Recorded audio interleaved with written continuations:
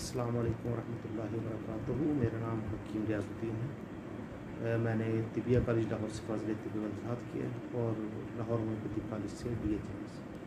इससे पहले मैंने DHMS काफ़ी अर्से पहले शुरू किया था कोहाट होम्योपैथिक मेडिकल कॉलेज से, लेकिन ये दैट वाज़ लॉन्ग अगो।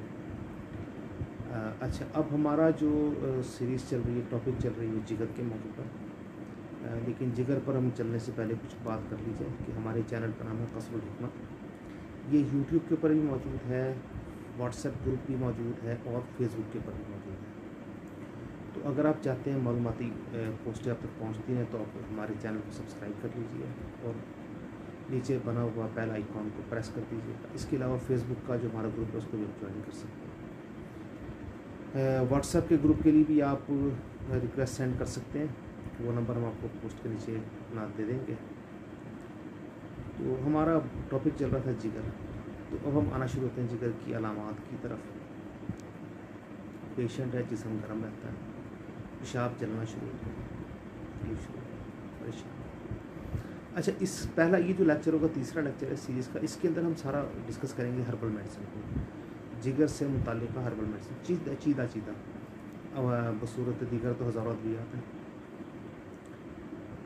तो जब हम इसको देखते हैं, हम समझते हैं, मरीज़ की नब्ज़ पर भी हाथ रखते हैं तो नब्ज़ की जो मरीज़ की नब्ज़ काफ़ी उसमें हरारत होती है, क़ुव्वत होती है, जिगर अपने फेल से आगे बढ़ चुका है।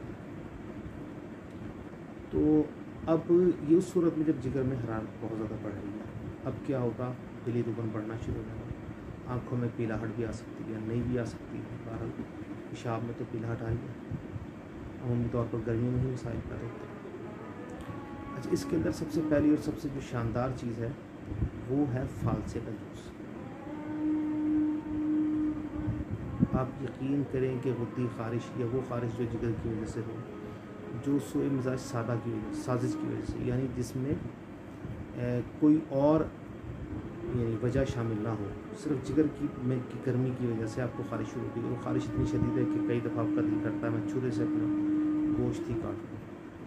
आप यकीन करें कि अगर आप बग़ैर कुछ एडिटिव के सादा फालसे का जूस आप पीना शुरू कर दें, आपके जिस्म की गैर फितरी बड़ी हिद्दत कंट्रोल में। अच्छा, फालसे के इस्तेमाल के ऊपर कुछ हमारे हुक्मा बहस करते हैं, कलाम करते हैं। उसकी बुनियादी वजह है कि जब सफ़रा जिस्म में बढ़ा हुआ हो, जिस्म बहुत ज़्यादा गर्म हो, तो उस सूरत में कई दफ़ा ठंडी चीज़ें देने से जिस्म में दर्दें निकल आती हैं और कई दफ़ा जो है सफ़रा वो आंतों में गिरने के बजाय पित्ते में मजनून होने का ख़तरा भी होता है। तो सोच समझ कर जो हम आपको बताएंगे उसको अपनी सोच समझ कर हम आपको सिखाएंगे कि आपने कैसे करना है, उसके बावजूद भी आपने सोच समझ कर इस्तेमाल करना है।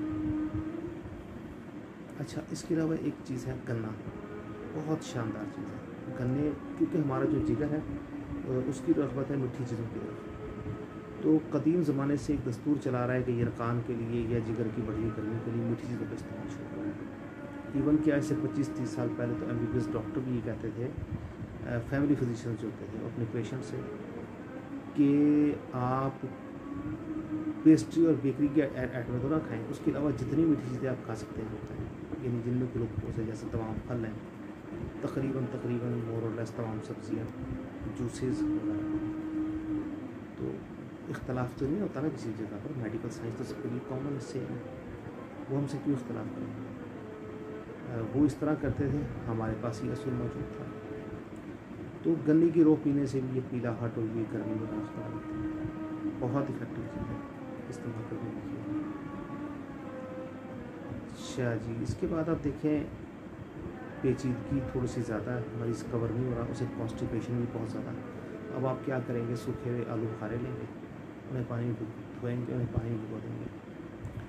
रात को भिगोना है आपने, सुबह को आपने इसको मल कर उसकी गुठली निकाल कर फेंक दें और उस पानी को पी लें। आपकी वो तमाम अलामात जो जिगर से मुताल्लिक़ है वो ख़त्म नहीं शुरू होंगी।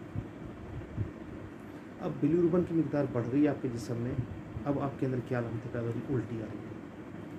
अब आप क्या करेंगे, अब आपके जिस्म में वो हरारत का गलगला तो कम हो रहा है, लेकिन अब आपके जिस्म में रतूबत बढ़ रही है। अब आप क्या करेंगे, ताज़ा आलू बुखारा लेंगे या खुश्क आलू बुखारा लेंगे, उसको हल्का सा धोएंगे, साफ़ करके साइड कर देंगे, ताकि उसको तैयार करते हुए, उसको पैक करते हुए जो मिट्टी वगैरह लग हो जाए। अब आप उसको काले नमक को बहुत बारीक पिसे हुए पाउडर के साथ आप उसको चूस कर खाना शुरू कर दें। इंशाल्लाह 5 से 10 मिनट में उल्टी, जी मत लाना, घबराहट वगैरह ख़त्म हो जाएगी। शानदार चीज़ है, मज़ा। अच्छा, कुछ लोग जो ना इमली और आलू बुखारे के आबे ज़लाल का मतलब होता है पानी में चीज़ को भिगो के उसका पानी लेते हैं, बहुत अच्छा चीज़ है। लेकिन अगर आप उसके अंदर पुदीना भी शामिल कर रहे हैं तो क्या ही बात है। यानी जो शरबत आप फाल से इमली का बनाएं उसमें आप चंद पत्ते बारीक कुतर कर आप पुदीने के भी डाल दीजिए। अच्छा, एक मैं बड़ी मज़ेदार चटनी आपको बताऊंगा।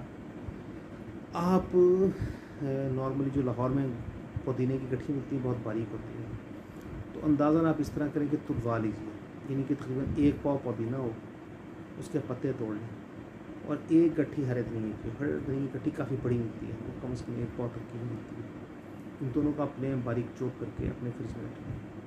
अगर आपको ऐसा लगता है आपको जिगर का इशू है, इतने में पथरी नहीं, इतने में पथरी नहीं, बल्कि जिगर का कोई इशू है जिसमें से मतलब हाथ पैर जलते हैं, सड़ते हैं, गर्मी रहती है जिसमें हमें गुस्सा आता है, लड़ने को दिल करता है, तो फिर आप इसका 1 चम्मच हर खाने के साथ खा लीजिए। जायका पसंद ना आए तो इसमें आलू बुखारा डाल सकते हैं, ताज़ा भी और सूखा भी।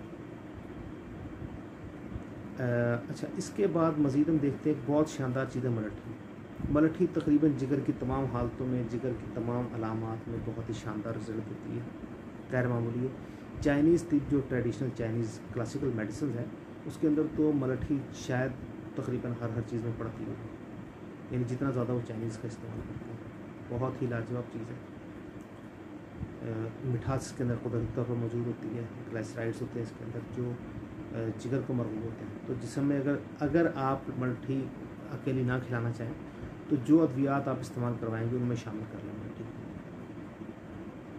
उसके अलावा कासनी, मेरे आका करीम सल्लल्लाहु अलैहि वसल्लम ने फरमाया कि कासनी के पत्तों पर सुबह के वक्त बारिश की यानी जन्नत की औस गिरती है, जन्नत के पानी का छिड़काव किया जाता है। कासनी बहुत ही शानदार है, तकरीबन मलठी की तरह तकरीबन जिगर के हर मिजाज में काम। अब जिगर पर सोज आ गई, पैरों पर भी सोज आ गई, वजह जिगर है। दवाई मको मिलेगी कहाँ से? पंजाब में हर जगह पर होती है, पीलक के नाम से लोग जानते हैं। ये वही है जिस पे छोटे छोटे दाने होते हैं जो कच्चे होकर अलग अलग रंगों के होते हैं, पकने के बाद अमूमी तौर पर काले या लाल हो जाते हैं। बहुत ही शानदार चीज़ है। इसको आप इसके पत्तों को कूट कर उसका पानी निकाल के वो भी इस्तेमाल करवा सकते हैं, मुफरत भी और मुरक्कब बनाकर भी। इसके बाद सबसे शानदार चीज़ मुनक्का अंगूर ही की किस्म में से एक चीज़ है जिसको हम सुखा लेते हैं। जब बुखार भी रहता हो, जिस समय गर्मी बढ़ रही हो, जिगर का मसला भी हो, तो फिर सबसे बेहतर सबसे शानदार चीज़ मुनक्का है। 3 से 7 आने अब मुनक्का का इस्तेमाल करना शुरू करते हैं। अव्वली जिसम में थोड़ी सी गर्मी बढ़ेगी, लेकिन उसके बाद जिसम के फुजलात खारिज होने शुरू हो जाएंगे और आहिस्ता आहिस्ता आपके सब मसाइल हो जाएंगे। उसके बाद अगली चीज़ें ज़ैतून।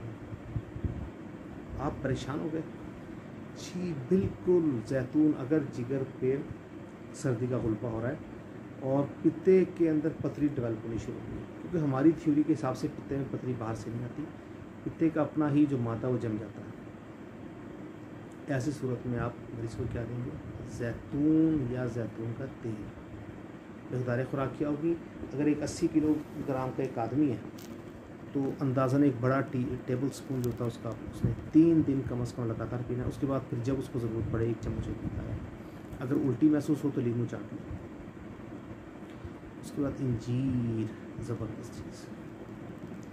अगर आप इंजीर लगातार इस्तेमाल कर रहे हैं तो इंजीर आपको सेहत याब रखेगी, आपके जिगर को कमज़ोर नहीं होगी, जिगर के फालतू जो खुजलात हैं उनको खारिज करवाती है।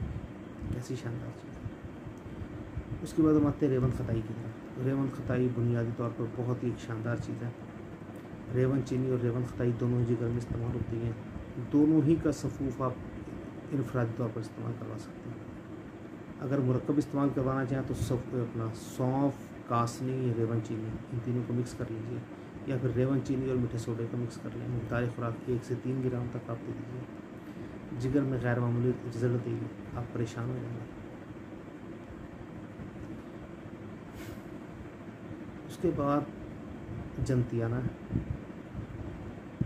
जिसे बेद पखां भी कहा जाता है, जिगर की सोज उतारने के लिए। काली मिर्च है, जिसम जो जहर से मुतासर जिगर होता है, उसको अगर आप सुर्ख मिर्च के बजाय काली मिर्च शुरू करा दें तो वो जल्दी ठीक हो सकता है। बुखारों के मरीज़ जो जिगर की अलामतों के साथ हो, उनके अंदर भी इलाज काली मिर्च के साथ ही शुरू करना पड़ता है।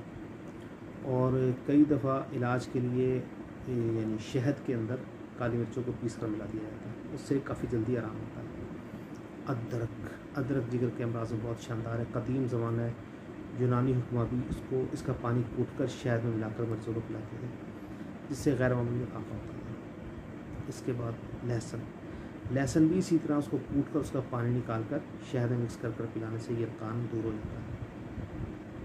बहुत ही शानदार अशिया है, घर में दस्तयाब है, आसानी से दस्तयाब है, आपको बहुत मुश्किल से नहीं मिलेगी, बहुत ज़्यादा पैसे भी नहीं लगेंगे और रिज़ल्ट बेहतरीन है। इसके अलावा सौंफ है। अच्छा, एक मरतब अगर आप बनाना चाहें एहतियात प्रिवेंटिव मेडिसिन के तौर पर भी और क्योर करने के लिहाज से, तो वो है सौंफ, मलट्ठी और हल्दी। इन तीनों का मिक्स कर लें, इनको बारीक कूट लें, अलग-अलग बारीक कूट कर आप इन्हें मिक्स कर लीजिए। अगर आप 100 ग्राम ये सब चीज़ें लेते हैं तो इसमें 5 ग्राम आप सत पुदीना डाल दें। 5 ग्राम काफ़ी ज़्यादा मिकदार है, ये आपको पता लगेगा सत पुदीना यानी पेपरमिंट आपने डाला इसके अंदर, लेकिन अब ये डाइजेस्टिव इंग्रेडिएंट हो जाएगा, बहुत ही उम्दा डाइजेस्टर बन जाएगा, खाना हज़म करवाएगा, गैस को खारिज करवाएगा, जिगर को ना गर्म होने देगा ना ठंडा होने देगा। पित्ते की सफरा वगैरह के लिए फ़ायदेमंद है। खुशक खांसी के लिए भी जो जिगर की वजह से हो रही है, ये बहुत फ़ायदेमंद है। इतना ज़्यादा फ़ायदा है कि आप परेशान हो जाएंगे। इसके बाद अफसंतीन है, कड़वी बूटी है लेकिन जिगर में फ़ायदेमंद है। अफ्ती मूंग जिगर में फ़ायदेमंद है। तो हमारे पास एक बहुत बड़ी लंबी लिस्ट है जिसको हम एक्सप्लोर करते रहेंगे। अस्सलाम वालेकुम रहमतुल्लाहि व बरकातुहू।